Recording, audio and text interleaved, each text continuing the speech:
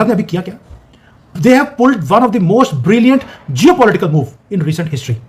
हम क्या कर रहे हैं? हम सुकोई फाइटर जेट्स को बेच रहे हैं आर्मीनिया को, जो कि तुर्की का दुश्मन है। और यहीं पर गेम चेंज होता है।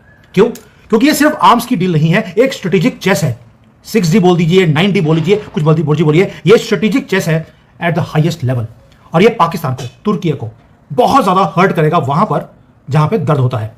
भारत के विरुद्ध बगैर मतलब इसने ऑप सिंदूर में भारत के साथ उंगली की है, तो भारत ने तय किया कि साहब अब हम यहाँ आएंगे और ग्रीस के साथ में हम नेवल एक्सरसाइजेस करेंगे।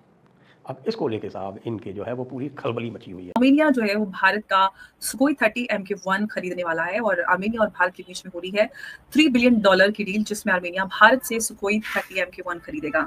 सुकोई 30 MK1 फाइटर्स खरीदने वाला है और ये जो डील है भारत और आर्मेनिया के बीच में $3 बिलियन की डील है। भारत दे रहा है नोटिस, हो जा रहा है ब्लैक सी में, और ब्लैक सी में जाके वो रशिया के साथ में नेवल एक्सरसाइज कर रहा है। अब ये देख के भाई टर्की की हालत ख़राब है और टर्की को लग रहा है कि ग्रीस के साथ में, साइप्रस के साथ में, आपको पता है साइप्रस गए थे हमारे प्रधानमंत्री जी और साइप्रस में खड़े होकर जो हिस्सा थोड़ा सा जो है यहाँ पर कब्जे में है टर्की के, वो उसको उन्होंने देखा था और ये कहा था कि साहब कि इसका निर्णय जो है वो होना चाहिए UN रेजोल्यूशंस के हिसाब से, ठीक उसी तरह से जैसे कि टर्की कहता है कश्मीर के बारे में। टिट फॉर टैट हो गया यहाँ पे। और आर्मीनिया के बीच में एक नया एग्रीमेंट अभी साइन हुआ है जिसका नाम है Armenia India defence cooperation programme for 2026। ये कुछ ही दिन पहले साइन किया गया है। उसी के अंदर एक जॉइंट वर्किंग ग्रुप बनाया गया था जिसमें न्यू एरियाज ऑफ कोऑपरेशन को एक तरह से, जैसे इंडिया और आर्मीनिया कैसे न्यू एरियाज, डिफेंस एरियाज में कोऑपरेट कर सकते हैं, उसका उन्होंने चर्चा भी की है। कि क्यों हमने तुर्की के दुश्मन को जाकर हमने हथियार दिए, वो भी कौन से? सुकोई। रशिया से भी ले सकता था, लेकिन रशिया से नहीं लिया, भारत से क्यों?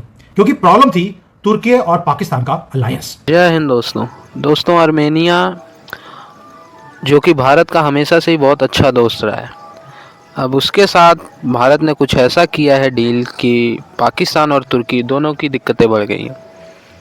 आर्मेनिया ने भारत के साथ $3 बिलियन अमेरिकी डॉलर का एग्रीमेंट किया है, जिसमें वो Su-30 MKI फाइटर जेट्स जो डिज़ाइन किया है भारत के हिंदुस्तान एयरोनॉटिकल लिमिटेड यानी हाल ने, उससे ख़रीदेगा।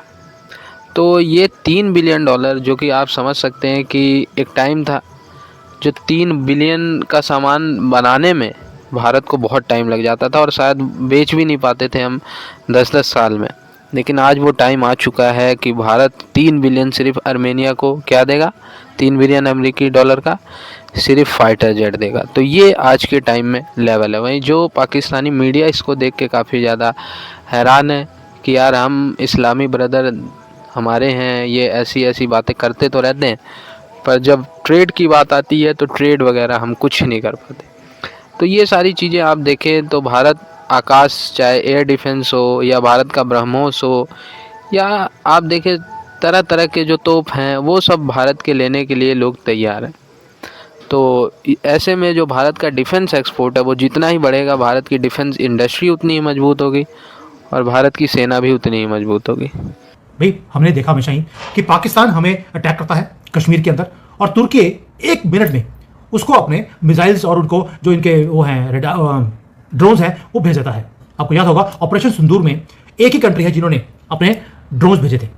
तुर्की ने वहां पे वॉरशिप्स भेजने की कोशिश करी पाकिस्तान को सपोर्ट करने के लिए। वो हमारी अरेबियन सी में शिप्स खड़ी थी, उनकी शिप नहीं पहुंच सकी तो उन्होंने प्लेन भेज दिया।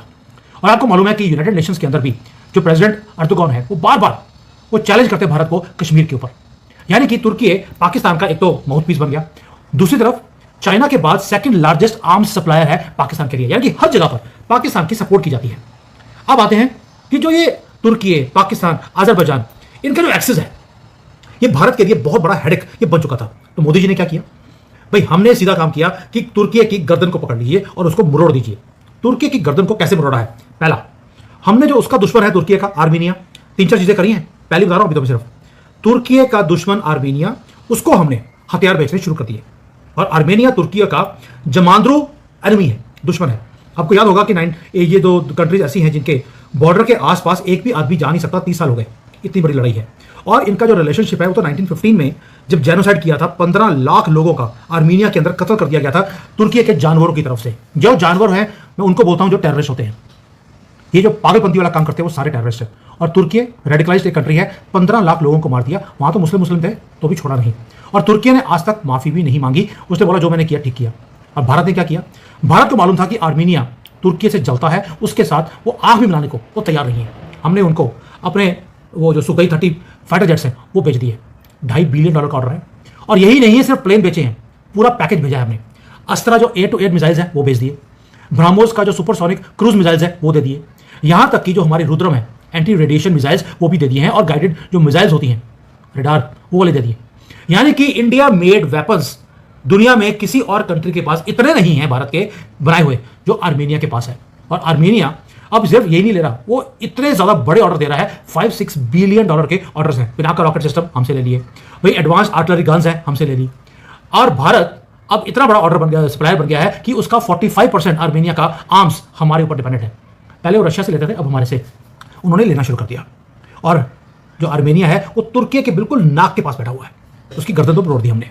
और मैसेज भेज दिया तुर्की को बड़ा क्रिस्टल क्लियर, तुम हमारे दुश्मन पाकिस्तान को सपोर्ट करते हो, हमने तुम्हारे दुश्मन आर्मेनिया को हथियार भेज दिए। और अब खबर निकल के आ रही है कि आर्मेनिया भारत से सुखोई 30 MK1 फाइटर जेट लेना चाहता है, जो भारत में रीडिजाइन किए गए हैं, अपग्रेड किया जा रहा है। और उसको ओरिजिनल रशियन सुखोई 30 के ऊपर विश्वास नहीं है, उसको रीडिजाइन जो भारत के अंदर कस्टमाइज किया गया अकॉर्डिंग टू भारत के कंडीशंस के हिसाब से, उसको वो ले रहा है। और इसके अंदर भारत ने अपना खुद का रेडार डाला है, उत्तम रेडार, और उसके बाद BB-RAM मिसाइल जो है अस्त्रा MK2 और MK3 उसको भी वो एक तरह से रेट्रोफिट कर सकते हैं। और अमर जी, इसके अंदर सबसे बड़ी बात है, हमारी जो ब्रह्मोस सुपरसोनिक मिसाइल है उसको भी हमने सुखोई 30 के अंदर इंटीग्रेट कर दिया है। और कहीं ना कहीं आप ये देखिए कि ऑपरेशन सिंदूर में ब्रह्मोस सुपरसोनिक मिसाइल ने अपना जो जलवा दिखाया था, उसके बाद सब लोग भारत के साथ डील करने के लिए तैयार हो चुके हैं। ब्रह्मोस मिसाइल के लिए तो हमने देखा है कि फिलीपाइंस ने हमको ऑर्डर दिया है, इंडोनेशिया हमको ऑर्डर देने वाला है, फिलीपाइंस एडिशनल 2 बैटरीज का भी उन्होंने ऑर्डर दे रहे हैं। पर आर्मेनिया एक कदम आगे जाके हमसे फाइटर जेट ले रहा है, वो भी Sukhoi 30 redesign and repurpose for India वो ले रहा है। और ये रशियन मेड एयरक्राफ्ट है। और भारत के अंदर कम से कम हमारे पास कम से कम 280 सुखोई 30 के प्लेन्स हैं, और इसके अंदर भी हमने अपग्रेडेशन इसका चालू कर दिया है। अब भारत से ये प्लेन लेने को तैयार हो चुका है। और अमर जी, सबसे बड़ी बात है कि भारत के अंदर अभी हमको 42 स्क्वाड्रंस चाहिए। 42 में से हमारे पास 29 स्क्वाड्रंस है, और 29 के अंदर भी 17 से 18 स्क्वाड्रन हमारे पास सुखोई का है। अब भारत क्या कर रहा है कि इसके अंदर जो अपग्रेड होने वाले हैं तो उसमें से कुछ जेट्स वो आर्मेनिया को बेचने वाला है।